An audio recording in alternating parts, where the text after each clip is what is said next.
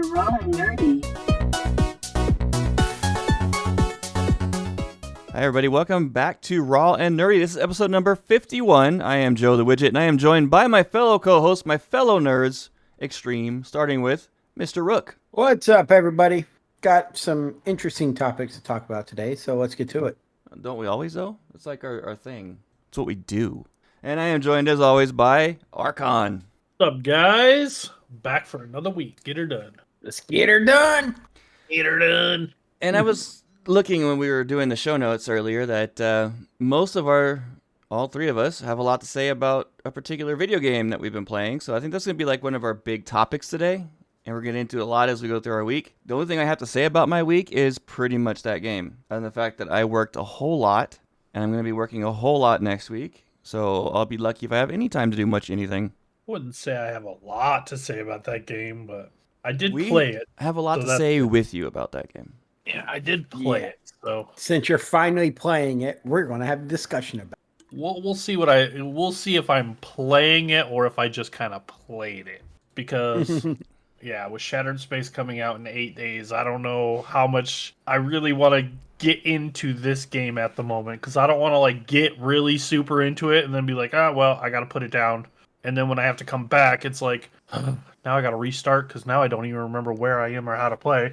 So I don't know. I don't know how into it I'm going to get quite yet. I guess we'll find out. So why don't we just get into the weeks? Rook? So I did things. Good. I'm glad. Next. You got my joke. No, I worked a lot. Ended up working yesterday for a coworker whose kid, it was his stepson's birthday. So I told him I would take it for him. So I haven't really done a lot of gaming. But I did go out today and buy the new, one of the, not the huge $1,000 Millennium Falcon, but the smaller one that's like $150. Went out and bought that and put that together today. That's mostly what I spent today doing. You probably give a little bit more context to that. You went out and bought a Millennium Falcon? Yes, and I put it together. That's all you need to know. You talking like a model? You talking Legos? I went out and bought a Millennium Falcon. No, it was a Lego set. Okay, there we go. Like that's you got to paint the set a little more, man. Well, you got the one of the smaller ones though, didn't you? I got one of the smaller ones. Okay. I didn't buy that $700 to $1,000, depending upon when you catch it on sale thing. Yeah, that one's huge. Insane. This one is about as big as a couple of my other Lego sets. You need to get the Lego Death Star that they put together in Star Wars. Or I mean, not Star Wars. Spider-Man: Homecoming. I need to get the Lego Super. Is it the Super Star Destroyer that they hang in one of the slow-mo guys' videos, or there's a video out there where they take a week to build this thing. It's as big as a kitchen table. They hang it. And then they drop it to see how it breaks apart as it's crashing. That sounds like something slow-mo guys would do. Yeah. That sounds horrible. I was like, oh man, that was a week worth of work. But I played Baldur's Gate 3. Tried playing it with my monk and completely forgot I took the Dark Urge background. Oh, yeah, you did. I don't know what that means. It's one of the backgrounds. So it's one of the backgrounds you can pick in the game. But I haven't seen it on... Of all the backgrounds, though, that one has a bigger effect on the actual game than the rest. I was going to say, do those have like a big effect? Because I didn't really pay attention. No, none of the other backgrounds do. It's more for role-playing purposes. This one actually constantly triggers throughout the entire game, though. Like, instead of rescuing Gale, I saw a hand there, and then it zoned out, and then I was holding just Gale's hand. Huh. Sounds like something from the show The Boys. And then Shadowheart goes, "You were supposed to give him my hand, not take it." Nice. Yeah, it's dark. If you follow the urges, it's a very dark playthrough. However, I'm playing where I fight the urge, but story reasons, it still triggers the urge at times. But I had a series of bad luck. Okay, we're going to get into this later. I had a series of bad luck on my playthrough. I felt like Wigit when playing. Your bad luck rolls right here is a good day for me. So my bad luck I had advantage on one of my rolls, which means you get to roll 2 dice. I rolled and got 2. I rolled snake eyes. I rolled 2 natural ones. And then I inspired myself and rolled a nut. I didn't use the same power because it was one-time use. But then I re-rolled and got another one. I used my last inspiration and rolled a 9. Yep, I got you beat. I'm like maybe 4 hours into the game, right? Mhm. I'm like at the Grove, so I'm like barely into the game, but I have yet to fail a roll. You I will haven't when you failed get any higher. of the rolls. I haven't failed any of the rolls yet. So The rolls before up to the Goblin Camp, I want to say, are pretty easy rolls. that's It's where when you I'm actually. headed next is the Goblin Camp. I'm in what's that location? The Moonrise Towers, and I'm actually having to try. Well, I tried picking a lock that's without a rogue, and that didn't go too well because it's a difficulty of 30, and I'm rolling with like 2. If I look at a difficulty of anything higher than 20, I know I'm never going to get it. Even if I have a bonus of 17. My Yeah. rogue has a bonus of 10 right now for anything lock picking. He can roll. I've only come across one level 30, and that's because it's a switch activated door that I could just went around and Did unlock. you make him a thief rogue? Yeah. Yeah, that's what I did. In my Asterion, he's like I think a 12 bonus. Yeah, I like It didn't help. Asterion as. Speaking of Asterion, have y'all looked at some of the D&D video sessions of him playing Asterion in the D&D games? It's awesome. I'm starting to really like the character. I see why he's everybody's favorite Oh, I character don't from like an acting him at all. acting standpoint. Anthony He just- Senpai, he did really, really good. Okay, Mhm. just remember, guys, that as we're going through this episode, that I'm only 4 hours into the game. So Yes. watch out with too many like throwing out spoilers and I talking don't think about we're things gonna that are really going to talk happen. too much about story stuff, but mostly just mechanics and things like that. Yeah, Character building. Because Like when I- I'm I sitting here talking about 100% won't Asterion. play if you guys just spoil the whole game anyway. Then there's no point. So Neither of So us have there's beaten the this game. there's this one time you got to do this one thing to get this one result. Don't do that other thing. all right, well, I guess I'm not playing then. I'm just kidding. But no, the reason why I bring up Asterion is everybody thinks he's like one of their. He's a lot of people's. The actor just did phenomenal with the character, and listening to him role play outside of the character, outside of a written story, makes it even better because now he's not following dialogue. He's actually naturally reacting to how Asterion would react to something. I did watch a video on YouTube though where they had the 4 main actors, Mhm. Gale, Shadowheart, Asterion, and Lizelle, Mhm. doing a D&D session as their characters, a tabletop D&D section. That might have That- been the one I was talking about. It's extremely amusing. I really, really enjoyed it. I need to actually watch that all the way through. But yeah, so been There's looking. reasons why. I'm sorry. There's reasons why those voice actors, especially the one that played Asterion, won the video game awards. I think almost every one of them were nominated Yeah, they put for voice they, acting. They killed it with the actors they chose for those roles. I feel sorry for the lady who plays the narrator. How Why? many lines she had to talk? I've never seen Oh so my many God. in a game before. Mm-hmm. Yeah. Because you look Isn't at one there, scenario, like- it's just not going through one script. She has to go through like 7 different scripts for one scenario. Yeah, or she has to sit there and the scenario. That's just that. Then you got to think of if you play instead of making your own custom character, you play as one of these other characters, one of the main characters. You can actually pick them as your character to play in the game. Then you got all the story arcs behind them that she had to read. Mm-hmm. I'm She had to- surprised. She had to read a movie script for like 6 people. You want to know what I wish they would have chosen? What's up? Could you have imagined, what's his name? My mind just went blank. Bruce Almighty, the God. Bruce, Morgan Freeman. Morgan Freeman, yeah. if Have he would have him been the narrate the narrator, game. dude, I would have played the game on release if that were the case. I don't think they could have afforded him. That Oh. would have been funny. All the money this game made, I'm sure they could have. Not Well, prior they- to release.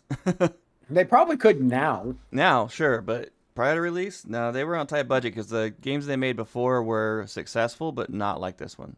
Yeah, I mean, Divinity Original Sin is actually not a bad series. I do like, if you're playing multiplayer, how you can actually solve a disagreement on who wants to select what. because they go into a rock paper scissors style roll off. Well, I can tell you, Baldur's Gate 2, especially Dark Alliance, was incredibly successul because I remember that as being But one that of my wasn't made staples by from when I Larian was younger. Studios. Yeah, Larian Studios didn't make that game. Oh, okay. Yeah. Larian Studios is best known for their Divinity Original Sin. Which is also very much D&D based. It is. But I've been looking back into the timeline of Dragonlance because I actually want to start reading. I've read the Chronicles, I've read the Lost Chronicles, and I've read the Legends. I want to actually go into the rest of the story and really hit that story hard. Well, I think I've pretty much decided that my next book series is going to be the Stormlight Archives by Brandon Sanderson. Good choice. I think really that's think That what is I'm a very gonna good choice. I still think you should read the Dresden Files. I might get there. Those were okay. I actually They're think better if Stormlight you could be actually better. listen. Well, I have like every single novel in audiobook. I'm listening to a book called The Chrysalis, and yeah, I'm having a hard time with it. It's another lit RPG, and I'm kind of getting really just burnt out on those. Well, stop reading them. Yeah, that's all Audible ever recommends me. That's funny because one of my favorite Nintendo games of all time is a game called Crystalis. Love that And then game. the final thing I keep forgetting to do is as I was unpacking, I realized I have 2 signed autographs plus a picture that I need to hang up, but I got to get them framed. Then do it. Slacker. I keep forgetting to. I Why are you mean, complaining nothing's about ever. Hey, nothing's ever going to beat Lenore Zahn calling me sugar during an interview. I don't know. As his ringtone. I don't know, man. I have a signed poster by the entire cast of the Gargoyles show that was drawn by one of the characters on the show. So that's pretty insanely awesome. Well, also you got to remember, we went to that panel and everybody recognized the dude just from his voice. That was interesting panel. It was one of the better ones. I loved that panels. I love that panel. I'm such a Gargoyles nerd though, so I barely even remember that show, sadly. I went back through and started watching it with like my kids and stuff, and it holds up so well. It's still so good. It's still so good. I think I like it more as an adult than I did as a child. As they said in the thing, the reason why it does so well is because they were able to do what they wanted. I know, it was so good. But that's been my week, guys. Not bad. That's a decent week. Okay, Archon, let's get into your long week, man. What have you been up to? Dude, okay, so me and my wife started season 2 of Rings of Power. We're only 1 episode in because that's all we've had. Hold up. Roll back here for a second. What did you think of the first season? Oh, I've already seen the first season. No, I know, but you said last time that you started watching the season 1 over again with her because she hadn't seen it yet. Yeah. So I was kind of curious what she thought.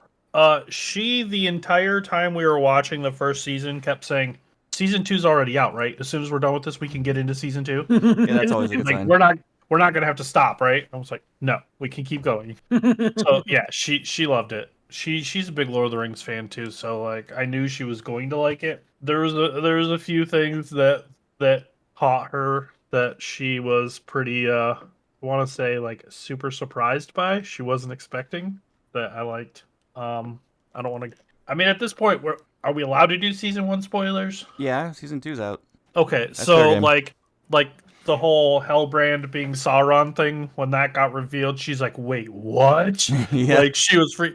I was like, it makes so much sense if you think about it. Like I honestly, the first time I watched it through, it kind of caught me off guard too, especially since like Galadriel's on this like mission to find Sauron, and then she ends up like befriending him and like. I figured out probably like the episode prior to the season finale when he reveals himself.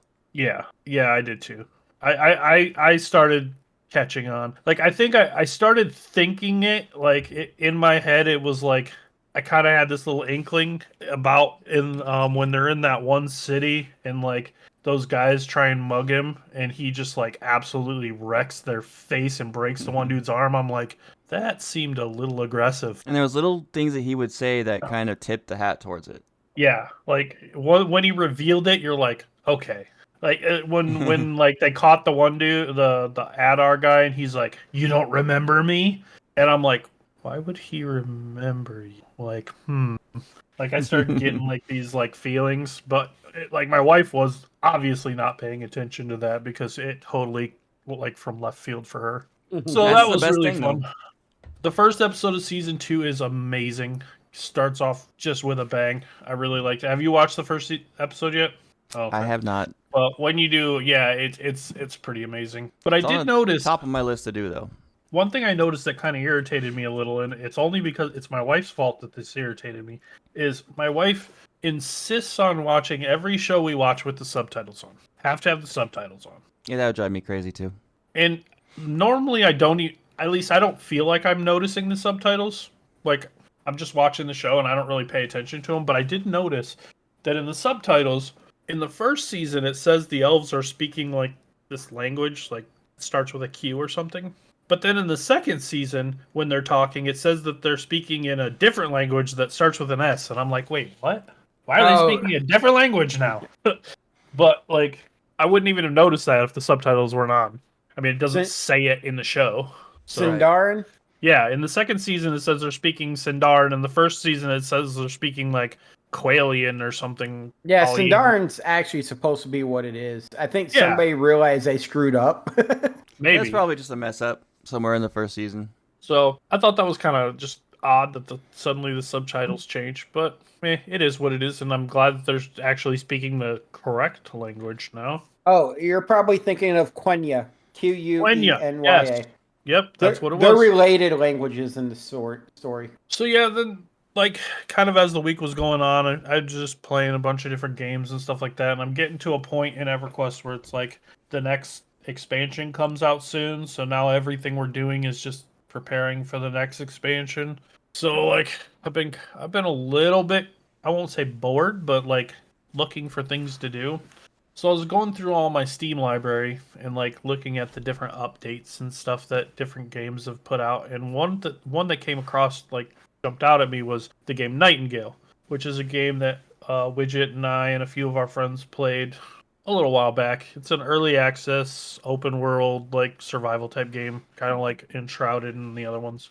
But it takes place like more like, what would you say, like 1700s? 1800, early 1800 Victorian style. Yeah, Victorian style. That's what I was trying to think of to tell my wife, but and I noticed that they released an update that like basically indicated that they revamped the entire game, and I looked into it, and sure enough, they like completely changed the entire game to the extent that they deleted everybody's characters and made you start over because everything was so different. That can happen in early access, especially these indie studios. They get they get their own idea of what a game should be designed as, and when they find out that no one likes their idea, they realize, well, we either let this game flop or we fix everything. Yeah, or we just revamp everything and make it better. And at least, I will say, at least they did it in an early access setting rather than releasing the game like Final Fantasy 14 or like Cyberpunk, where they just released the game and it just crashed terribly, and then they had to revamp it. So at least it's in early access, and they did that. And I mean, I kind of see why some of these games do this early access thing, but I'm impressed that they actually listened to the fans, listened to what people wanted, listened to what people didn't like, and like actually did it. That's the thing about these early access. I think it was an absolute brilliant move by Steam, because indie studios, indie developers is a very, very big thing. If you have 3 talented friends that know what they're doing and can do graphics and code and all that good stuff, they can build a game. And they can release it. I mean, most of them are garbage and they fall through the cracks, but there's these gems that come out, and they can't afford testing. They can't test the entire game themselves. It's impossible. So they go out, and they get the people to do it for them, and they get their opinions and their ideas. And as a consumer doing early access, you like the concept of a game, you can go in there and actually, if you go into the message boards, things like that, and give them your opinion, you have a real shot of actually changing or assisting in the development of that title. Mm-hmm. Yeah, I think it's a brilliant business model. You get other people to pay half price for the game to beta test your game for free. It's amazing. It's an awesome idea for developers, man. On the flip side, though, I mean, when the game goes full release, they can't charge them extra after that. No, but they got all that beta testing for a pretty low cost, relatively. It'd be cool if they can give them, like, if Steam said, okay, you can do a limited amount release for early access. Say I wanted 10,000 people to, in quotes here, test the game. I'm going to only release this game on early access for 10,000 players, and that's it. You can do a cutoff. That would be perfect. Yeah, you could do that. And then, so I did load it and I checked it out, and the story is a lot more cohesive now. It's a lot easier to play, a lot easier to get into. It's not like That was one before of it the things was, that bugged me about the game was the story was not consistent and it was kind of awkward and clunky. and it was like super confusing at It times. Like was, you had yeah. no clue what you were supposed to do or where you were supposed to go. You just kind of had to wander around until you happened into an NPC that was like, "Oh yeah, you finally made it to me." I'm like, "Oh yeah, I didn't know I was looking for you." Okay. But yeah, it's a lot more cohesive now. It's a lot easier to play. It's way more player friendly. The old system they had, you had to like find random traders to learn how to build things, Yeah. and now it's like more of like a skill based system where like you unlock it as you want to unlock it, what things you want to unlock when. So There's a reason why that system is used in so many games. It worked. if it ain't broke, don't fix it. So yeah, I checked that out, and then guys and their constant rambling about Baldur's Gate 3, Because I it's finally good. I was like, all right, fine. I'm gonna reload it. I'm gonna give it another try. So I made a character. I made a wizard. They're definitely glass cannons. They are. I started out with 8 hit points, and the first real battle I got into after I wrecked the ship, this little brain comes up and hits me for 8, and I just instantly was like laying on the ground and had to Yeah. use my other character to revive me. And I'm like, what the heck? This thing one shot me. If you look at classes as like on a difficulty scale of beginner, intermediate, advanced, a wizard and the straight magic users like that would be on the advanced side because they Oh are yeah, glass cannons and you have to know the strategy of how to protect and survive with a wizard. Like if for you, a new player who doesn't really know D&D, I would have said go fighter. oh yeah. I definitely decided to go the hardest route I could possibly go. That was great. But you guys were talking about how in your game you didn't have enough AE damage and stuff, so I was like, you know what? I'm gonna just play an AE character so I don't have that problem. Yeah. That's what Gale's for. Well, yeah. Then I realized right after I got into the game that you get Gale and he is a wizard, and I'm like, oh, cool. Yeah, I Hey, was for the really record, disappointed we didn't get to play our game today, Rook. hey, I'm sorry. I was building Lego. See how it is. No, next Sunday all three should give it a shot together. See how you like playing it with me and Joe. Possibility, but next Sunday is a big day. Next Sunday is the day before Shattered Space release. So, what are you gonna do? Sit there and stare at your computer all day? No. Do we know when that's releasing? Is it releasing like The right at 30th. midnight? But is it releasing Oh, right at what midnight? time? Oh, I don't know the time. They didn't announce that yet. Huh. Because I did Well, get the 30th off of work. yeah, I did.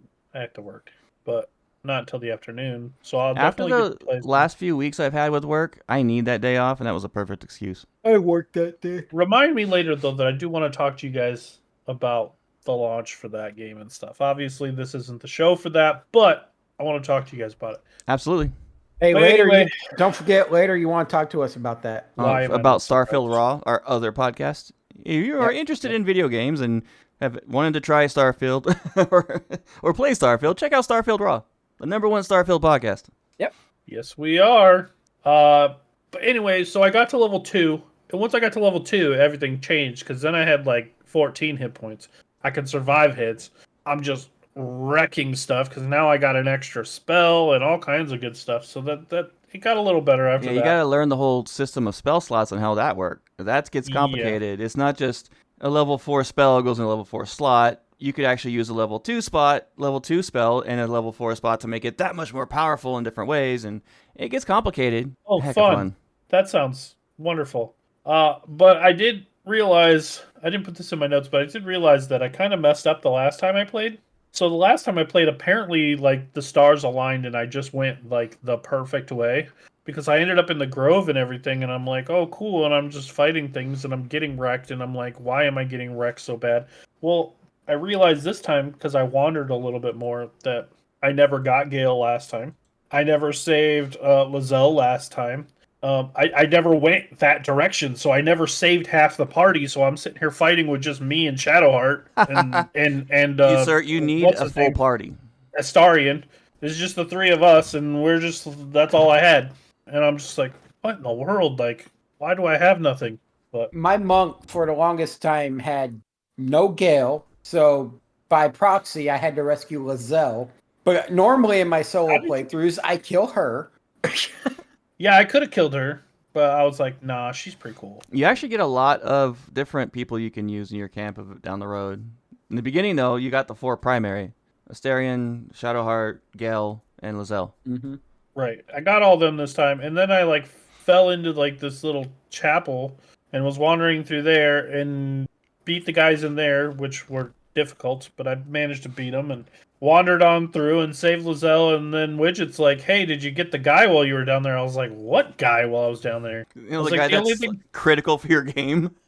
There's like some guy that's apparently critical for my game that goes in your camp and does all this good stuff for you, but I was like, the only thing I saw down there was a door that they said that there was no way for me to open, and Widget's like, oh, there's a switch somewhere in there, you just gotta find it. So then I went back, wandered around forever until I finally found it, and then I didn't realize I could hold my middle mouse button and move my view around. I thought I was just like limited to the view it was giving me, because this game seems to be all about limiting me to only certain things. Actually, that's not what I've ever heard of Baldur's Gate 3. Well, It doesn't limit anything. It's like, oh, you can cast 2 spells, and then after that, you can't cast those spells anymore until you go spend 20 minutes doing this long rest, and it's like, come on, like, that's It what I takes mean 2 by limiting. seconds. That's Now- a D&D staple. No, Just you have to click rest, go to your camp thing, then long rest, then you got to go back from your camp, which is like 3 different load screens and stuff just to get your spells back. It's Well, like, you have cantrips, man. Those are unlimited. By Yeah. the way, Mm-hmm. by the way, I did find out in that game that you can bypass the entire chapel area and drop right into the room where all the skeletons animate. Did you? That doesn't Yeah, surprise so- me. There's actually the there's a hatch that you can pick the lock and go down along the coast, and then when you go down, you're in the water that's over there where he walks by and talks yeah. about stuff. There's that little hatch there that'll take you straight to it, so you can unlock him, and then worry about killing everybody else from behind when they don't Oh yeah, expect it. that's you want the XP for that. You don't want to dude, skip I those was fights. I was sitting at a chapel, and I see this statue hanging over a little hole that has cracks, and I'm like, listen, I have to do this. It's I can't not. Like, it's there. You clearly know what you have to do there. So I had to do it. Well, there's Although that I will say that chapel annoyed the crap out of me with all the stupid little weeds all around that kept grabbing my ankles and making me stop. And then I couldn't move for like 5 seconds just because. I'm like, come on. So that is one of 3 ways you can get into that chapel. You can go through the front door, you can go through that hole, or you can go through a side door, that hatch I was telling you about. There's another way too. You can lockpick the door on the very beginning because there's a lockpick and a barrel right next to it, Oh, yeah. Yeah, go through that front door. which would bypass the bandits but go into the skeleton area first. Yeah, you would go into the skeleton There area are first. so many ways to do so many things in this game. It's not even funny. Yeah. It's- They've done a really good job. Yeah. I mean, so far I'm enjoying the story. I'm not very far into it. Like, I just talked to the druid healer chick, and she sent me to go save the other druid dude. Helson. So I'm not too far in yet. But Oh, I yeah. know I already don't like the leader of that little grove place. She is already on my list. There's 2 ways you can do. I'm not going to say it, but yeah, you could get your revenge on her in multiple different ways. She's a not nice There's person. one way that I found that me and Widget haven't done yet that if we all 3 play, I really want to do, and that's forcing an investigation of that chick. You can do that, can't you? I can Yes, see where you that can. would be an option. You can actually make it into an investigation, but you have to do certain things to actually trigger the quest, so you actually have to go do the stuff. So right now I'm at a part where I'm about to leave this grove place, but I have this option to save this little goblin chick. Should I do that? Should I Goblin? break her out? Yeah, there's a little goblin in a cage, Oh. and I stood in front of the chick that wanted to shoot her with the crossbow, and like she said that if I let her out, she'll take me to somebody. Should I break her out? I never did That's that. up to you. Yeah. Have you done that, Rook? No, I let the chick kill her. Oh, Find I'm out thinking what about breaking happens, her out man. because I'm Yeah. wondering if I break her out, if she'll take me to the goblin camp so I can save this druid without having to fight all the goblins. You got to fight all the goblins. You need to. It's There the is XP. no second. It's the XP for 1 because that's going to give you the vast majority of your experience for chapter 1. Oh, Yeah. When you go to rescue But him, there's multiple ways you you can don't fight have him. an option. I was gonna say maybe I can go. She can get me into the camp, and I could rescue him, and then murder them all on the way out or something. I've done that. I've murdered everything on the way out. I went and got Helson first because you can be friends with the goblins and go in. There's a whole bunch of storylines within there because when I first played the game, I didn't go in guns blazing like me and Rook normally do and wipe everything out, even though that's the more fun way to do it. I found out creative ways of killing key goblins by having like statues fall on them or one of them falling into an endless pit and getting killed by spiders. There's all kinds of weird ways you can do it. But then I realized I can go just rescue the druid and then go out guns blazing too. There's so many different ways you can do it. The first time Wigit and I played together on PlayStation, that's what we did. We went and rescued Helsing first, and then we murder hoboed everything on the way out. Which was effective. It was very effective. Yeah. Mm-hmm. And Helsing has some rage in him. I believe that. Because there's points in the game where you can get a fifth party member and they're temporary party members. If you get that option, do it. But yeah, there's so much in this game. I'm level 10, almost level 11 in Chapter 3, and I'm in Chapter 3, there's so much story compacted in this place that I got 6 quests within 2 buildings. And I spent most of my day within 2 buildings today. It's insane how much I put into stuff. My mom's currently. I don't want to get myself sucked into this game when Shattered Space and the next expansion for. You got to learn how to diversify your gaming. I've got Enshrouded that I play at times. I'm playing Baldur's Gate 3, and I play Starfield. And I just evenly divide my time up among those, except for Starfield takes most of it. Here's the problem, though. None of those games you listed is an MMO. And MMOs suck so much time. Stop playing EverQuest. That's why I don't play MMOs anymore.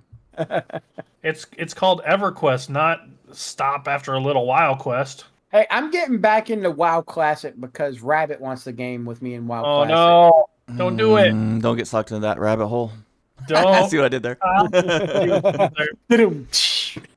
I also went to a buddy's house of mine this weekend. It was kind of cool because every time we get together, we catch up and end up talking about all kinds of nerdy things like raids we used to do and different movies. And he goes to a lot of concerts. And so we had a good chat for a few hours. But the main reason I went there was because I found out last week that I used to live with him like 10 years ago.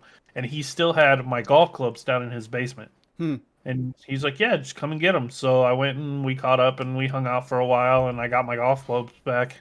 And I was super excited about that because I've been talking with Wigit a lot lately about golfing, and it's making me want to golf. Like, I know I have to try and be careful with my shoulder and stuff like that until... The only thing I'd be worried about you would be like the short irons because you dig into the ground pretty heavily with those. Yeah. I mean, I got some hybrids, so I don't... I mean, yeah, with like my wedges and stuff like that, I still got to get into it, but I don't know. I bought a driver today because the only thing my bag was missing was a driver because, like, right before I stopped playing for a while, I broke my driver. Oops. So, I bought a driver today. So now my bag's complete again. But it was raining, so I wanted to go, just swing a little and go to the range, but I couldn't because it was raining. So maybe sometime before work this week or something, I'll check it out. Tuesday, I have my MRI, so by the end of the week, I should know roughly what's wrong with my shoulder and what I can and can't and whatnot. So I only played 12 holes of golf this weekend, and I'm so glad we stopped at 12. Dad was getting too tired, and there was a lot of smoke in the air because of the forest fires nearby, so you couldn't hang. I was plus 11 through 12, and I was just done. You know what's nice about moving back to only Texas? plus 11 through 12. That's not bad, though. My average game, I would be probably plus 4 or 5 through 12. You know what's good about moving back to Texas? No burning forest fires. It's not California. Yeah, that too. There's a lot of things good. Get your butt either you're in Michigan, right? Yeah, Michigan or Texas. I would love to. I gotta find work first. I gotta find work comparable to what I'm making now, at least, or it wouldn't be worth it. You gotta have time. You gotta have time to be able to apply for places, and then you might have a better shot. After this coming week, work's supposed to slow down dramatically for me, so hopefully... You say that, but from the sounds of things, work's not going to slow down for you until after the elections. Yeah, that's a bad thing about working for a union is they get politically involved. And I cannot be forced into doing the politics, thank goodness, but I still have to support the staff. And when a new manager requests 10 workstations set up in 2 offices are tiny, that have no room for it, and that was actually 2 more offices that needed more too. I wound up getting and scavenging 11 old computers, 2 semi-new laptops, and repurposing them for this purpose only. And I still have another 9 desktops I have to go through and rebuild Windows and everything to get them set up. And I have to get it all done by Wednesday. You got this. Yeah. You're the master of doing the impossible. Just remember, malicious compliance is a thing. Yeah, they'll work. They'll work for 2 days, and they're going to go boom. Well, I don't want to do that because they'll call me out there again. Lastly, for my week, I'm now 5 chapters into the final Wheel of Time book. Man, this book is going to be intense. Like, the battles are already starting. The everything's setting up for they're getting all ready for the big final what they call the last battle. And it's ramping up fast and good. One thing that shocked me, though, was this book, normally, every single book so far has had some type of little prologue or something to it that's a little 10-15 minute prologue just to set up the book. This book's prologue was 3 hours long. Just a prologue. Where I'm sitting there listening to it and I'm into it and I'm way really getting into what's going on, and then it's after 3 hours in, it's chapter 1. I was like, wait, what? That was all the prologue? What the heck? Yeah, that's Brandon Sanderson for you. I don't know. I have a feeling this book is going to be amazing. Well, good luck on that. So once I finish it, then I think, I'm thinking Stormlight Archive is going to be my next series. So with all this driving I'm doing with work, I wanted to find something that would last more than 15-20 hours. So I got the Chrysalis book series, and it's actually the first 3 books, and there was rave reviews on it, but it's all about a guy from our world, and this is a very common thing with lit RPGs, who dies and gets transported to another world, and it's all RPG style stuff with stat sheets, but he becomes a worker ant. Oh, so you're reading an anime? Yeah, pretty much. Wait, hold on. It's about a guy who gets into an accident in our world and ends up in another world that's a fantasy world. That sounds very familiar, like another book I've read. No, don't go there. Mine's not a lit RPG. Not even close, thank goodness. It's not lit RPG, but the plot sounds very similar. No, it's a common thing. It's a common trope, and I admit that I did go into that trope in the beginning of my book.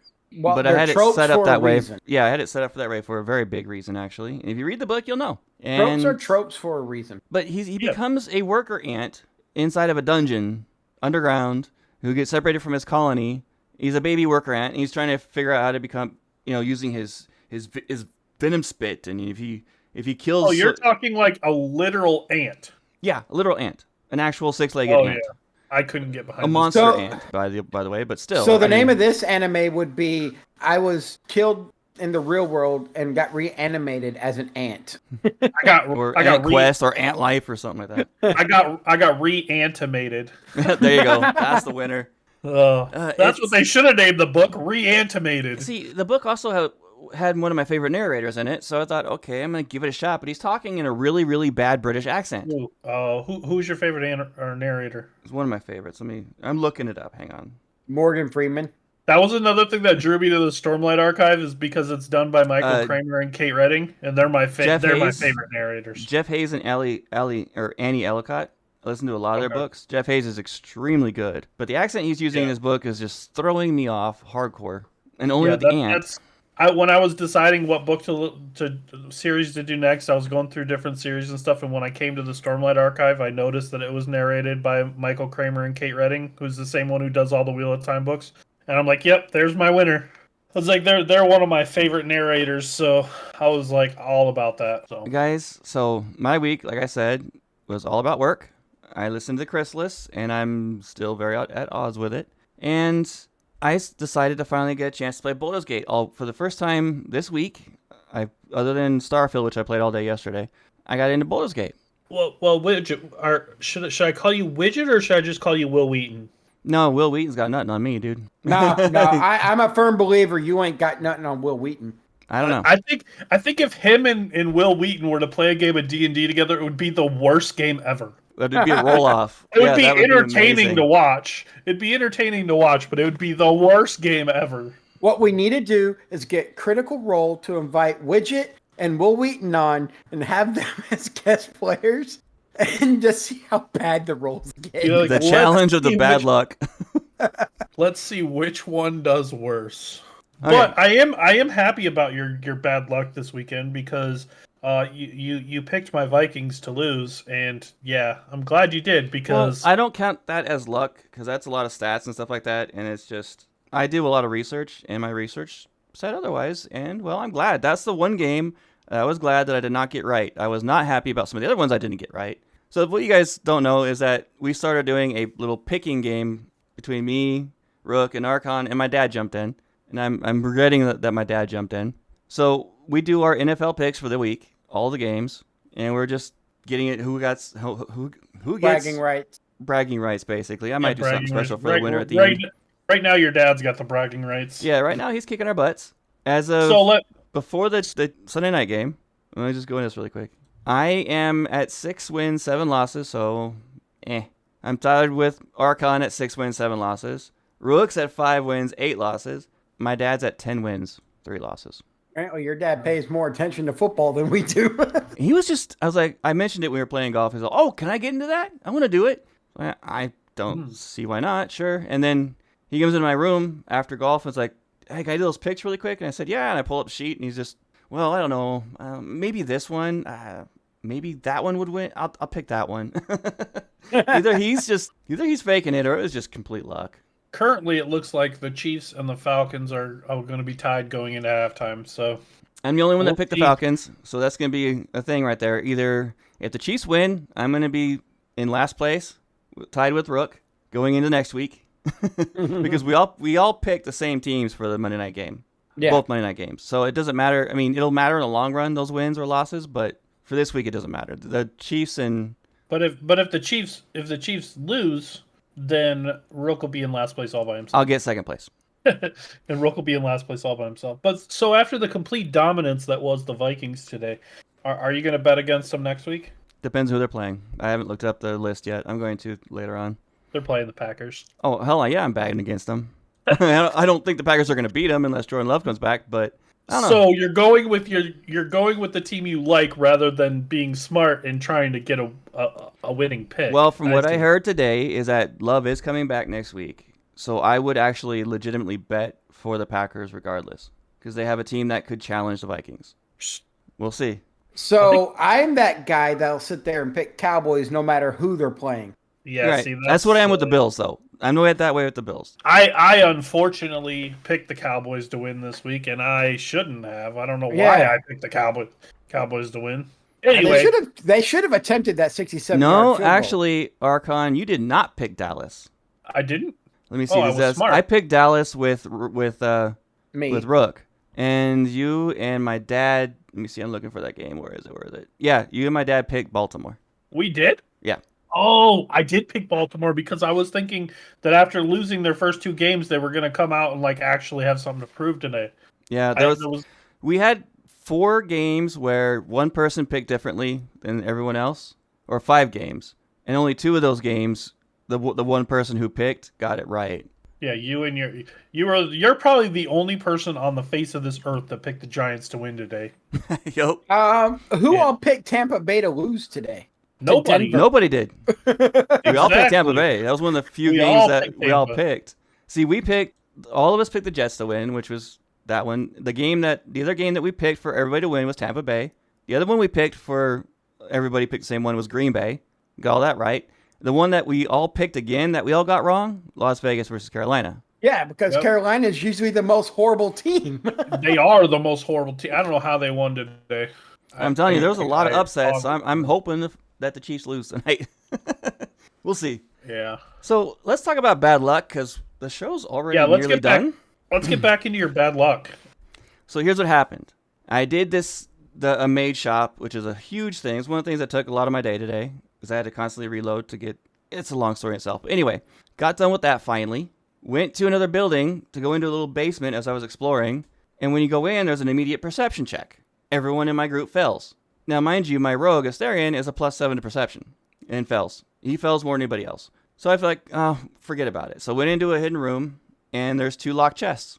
I have 11 lockpicks on Asterion, thinking that's more than enough. Because if you lockpick something and you don't fail, you don't use up a lockpick.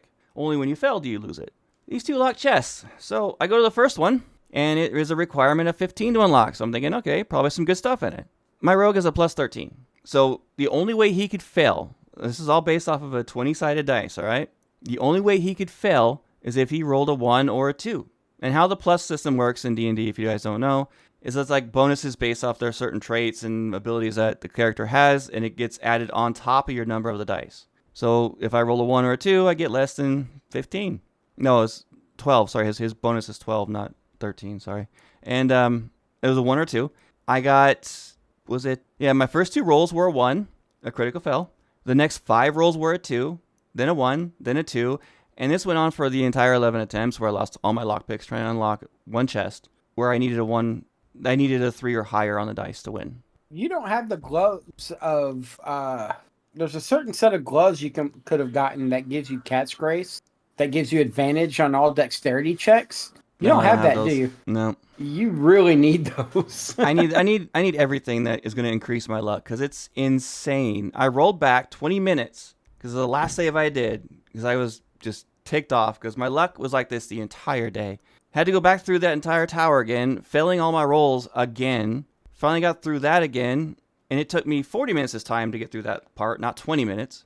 Went back to that basement, loaded. I saved the game right before that perception check. I'm going to pass this perception. It has to be something important. I figured it had to be like a high perception. I reloaded 7 times trying to get this thing the perception to kick, and it finally does. It's my person with the lowest perception. It was a loose stone, and all it was a key for a lockbox that I could have just picked anyway. That a 10 requirement. Could you have picked it, though? Could you have? It was a 10 requirement, so it only require 1, and the ironic thing is I failed 4 rolls that required higher than a 1 to pass today. So the next 7 rolls I went through, 4. You know what? 3 I of hate them to say were natural ones. I hate to say it, but I think you need the mod that makes it to where you can't fail rolls. No, I don't want to cheat anything. I'm going to take my licks, keep going at it. Okay, so just so you know, every time you reload the game because you fail repeatedly is the same thing as if you just used a mod to pass the roll. No, there's no difference. That chance. There's plenty of times where I failed checks and stuff like that, where I just went on with it with the story, especially when it comes to story rolls. If I fail those, I move on. I take the consequences. Today I was just getting frustrated because it was all 1s and 2s all day. And there's these really advanced healing potions you can get in the 3rd chapter, and they heal from the description 30 to 64 hit points, which means that it'll roll that in between those 2 numbers. The first one I used on Gale was 31 hit points. The second one was 34, and the third one was 41. So I got near minimum every time. All right, Rook, it's time to stop hacking Wigit's computer and making him roll bad just to frustrate him. My Paladin has a DC of 23. That's armor class, or AC, sorry. DC or AC, doesn't matter, but he has a 23. So they have to roll higher than a 23 to hit me, which is pretty high in the game. I got hit 90% of the time, at least. I have noticed. That shouldn't happen. I have noticed. I don't know if it's a product of D&D 5e or if it's just their coding, but DC of 20 to 25 still gets hit often in 5th edition. Well, I noticed playing Baldur's Gate here that, I don't know how they do these rolls, these RNG, complete RNG nonsense, but, in a lot of the fights I've been in, I've passed most of my checks, rolling when I roll, but, when I'm fighting, it'll be 95% chance to hit, and I miss almost every freaking time. I have, a 5%. When I see that number, I think of it more like this is your percent chance to miss. Because that's how much I miss. The funny part about that is, for me, when I just got done fighting in an area where I bottlenecked all the enemies, and I had a 36% with disadvantage to hit, and I was hitting 90% of the time. When I'm casting my spells and stuff in that game, if I have a 40 or 50% chance to hit them every single time for full damage.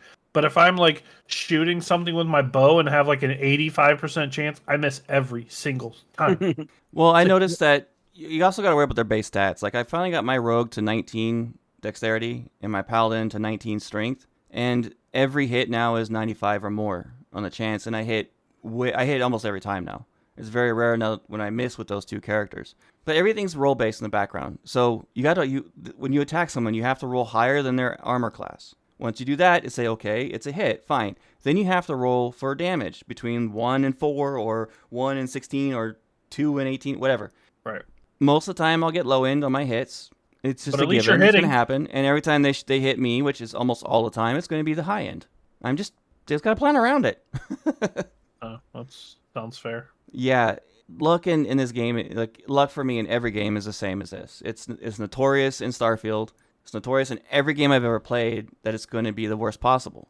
I usually have fairly decent luck in games, except for like Starfield I do all right, but like you've seen my loot luck. Like when we played World of Warcraft together, like if I'm looking for a specific item, there is a 110% chance I'm never gonna see that item ever. It just doesn't happen. And if I do, when it finally, like after months and months, if it finally drops, I am gonna roll as absolute low as possible. Oh yeah, doing those random rolls in Starfield. MMOs, I would never get it. Even our guild when we were playing World of Warcraft together was laughing their butts off every time we played when I went for a roll because it was always the lowest. Yeah, it was. And it was like this huge cheering session if I actually won. That's one thing I actually enjoy about EverQuest, my guild. Like when we get items and stuff, it's on a DKP based system, so like it has nothing to do with my rolls. Because if it had to do with rolls, I would be the worst geared player in our guild always. DKP. Yeah, like for every half hour you're on a raid, you earn a point, and then you use those points to bid on the items. It was originally used in World of Warcraft. It's called Dragon Kill Points. Okay. Yeah, It was originally used in EverQuest, and then they incorporated it into World I of stand Warcraft. corrected. I believe that 100% because EverQuest is a lot older than World of Warcraft. Yes, I used to use it in way back in the day with EverQuest before World of We Warcraft. used the modified DKP system when I was a guild leader in World of Warcraft, the original run. Mm-hmm. It's a pretty good system because it rewards people for it. Like anybody can get lucky on a roll, but like this actually rewards people for actually showing up and helping the guild and like. Yeah, and they would research like my guildies. They would research gear that they knew we were going to do this raid. They're going to research what they need and figure out what is the thing they need the most, and that they'd save their points up to get that. And when it dropped, it was theirs. Yeah, that's just the system. That's the system I use in EverQuest too. I save up points for certain things, certain big ticket items, They other need to items. make an MMO that actually has a system like that built into the game. Right. Well, there's so many like third party. Like we use a site that it's like a DKP site that you can actually put the item up on there, and like people go on there and can use their points to like bid through the website. Yeah, we did an auction-based DKP system. Yeah. So we started everything off at one point, and then they just bid how many points they wanted and up to their max. Yeah, that's exactly the same. Except this tracks it all for you, and it's right on the website, and you just bid right on the item. You can see what everybody's bidding and bid higher. I wanted to get into the concept of luck more, but we're running out of time, so we're gonna hit up some of the news really quick, and then we're gonna move on. That's cool with you guys? Yeah, let's do it. What's this DNA testing? I'm more interested in this moon test thing. What, the second moon? Mm-hmm. Okay, well, the tagline or the headline is Earth is getting a second moon for 2 months coming up. It's an asteroid that will be entering Earth's orbit September 29th, but it will be very, very far in Earth's orbit. The asteroid is named 2024 PT5, but it will not be visible to the naked eye. It'll be orbiting us for a couple months, but you won't be able to see it. Not unless you have what they call a scientific grade telescope to see it. Yeah, your amateur telescope won't even be able to see it. No. So we're being orbited by a rock. A big rock. A big rock that won't have any can't be effect that on our big. tides. It can't be that big if you can't even see it unless you have like a super telescope. They're big, but it's far away, like way further than our moon. It's smaller than the moon. Oh yeah, significantly smaller than the moon. I mean, I think this is one of the ones that's 2 football fields across. Yeah, I think so. Yeah, big enough to where if it actually went into Earth's orbit, it would do some serious damage. Mm-hmm. It wouldn't be an Earth killer, but it would do serious damage. Thankfully, though, it's not going 2 to do football fields, I could hit my driver further than that. It needs to fly around our Eyes orbit closed. closer just so it can collect some of this space trash and just take it with it. that. Right? It'll grow triple in size going around our orbit. Mm-hmm. And one thing I want to bring up, so if any of you out there are aware of game engines, the systems used to build video games, there's one called Unity. Unity's the top shareware of video game engines. Unity 6 is coming out on October 17th, which I'm actually thinking about downloading. It is used in, I'd say, about 90 to 95% of all indie games. in development or have been developed because it is free. Now, if you play a game and the Unity symbol pops up, that means they're using the free version. The only way to get rid of that symbol is to pay for it. So when you look at your game, look for the Unity symbol. If it's Unreal, that'll pop up because it's a discount on that. But Unity 6 is very comparable to Unreal Engine 5 in terms of power. And for being a free, very common used game engine, that's significant. That's awesome. Just build a game that has that symbol built in as part of the game, and then no one would even notice it. Call the game Unity something and just use that Unity symbol. Come on. Yeah. Problem with that is that's copyright infringement right off the bat. Yeah. There's I actually designed a game, and I have a full design document built for it. And I had a small team of indie developers that was working with me. We were actually started development on it. But things came up. I had to move to California, and the development got ceased. And there was funding that was needed that we couldn't get at the time. But we were building the game on Unity. Just release it in early access. You're good to go. I can't code very well. I need some good programmers before I can do that, and some artists. Basically, the premise behind the game is a reverse RPG. So you're playing the bad guys in the game that are trying to stop the 5 heroes that are coming in to wipe your bad people away. So you're playing in the same like RPG style, but you're the actual bad guy. You're the horde of bad guys with limited abilities and stuff like that going against these. It would take me a while to explain it, but there was a whole system built in for it for leveling up your bad guys and different endings based on what heroes you take out and if you can take them all out at the end or not. That'd be interesting to see. That does sound. Anyway, DNA. All right. So with this DNA testing, everybody knows you can go to 23andMe and Ancestry DNA. People are afraid of using it. Blah blah blah. That's hearsay. That's neither here nor there. Sorry. This article, the reason why I bring it up is because in 1951 there was a kid who was kidnapped at the age of 6. Here recently, within this year, I believe, a woman has taken a DNA test on a whim and has found her long-lost uncle that was kidnapped at the age of 6 in 1951 on the other side of the country through Ancestry DNA or 23. They don't say what DNA site, but one of those 2 DNA sites. Most likely Ancestry because they match you with everybody that matches with you. So I found that really cool that people taking these tests, not only is it making the DNA test better and more accurate on the regions and whatnot that you're from, but it's also helping people get in touch with long lost relatives. Like I finally have a DNA match with the person who says my parents have said, give me the name of, has come back and confirmed my biological dad's name is Steve Nelson. I think the funny stories are the ones that are like the couple who decide, we're going to take a DNA test and find out we're going to do the ancestry, and then they find out they're like brother and sister, and they've been dating for like 3 years. Those are my favorite. They crack me up. Yeah, we're not going to get into that. We're going to go ahead and end the show on that note. Anything else, guys? Popcorn buckets? There's popcorn buckets in the news. We're way over time at right now, and that's another conversation in itself. Aw.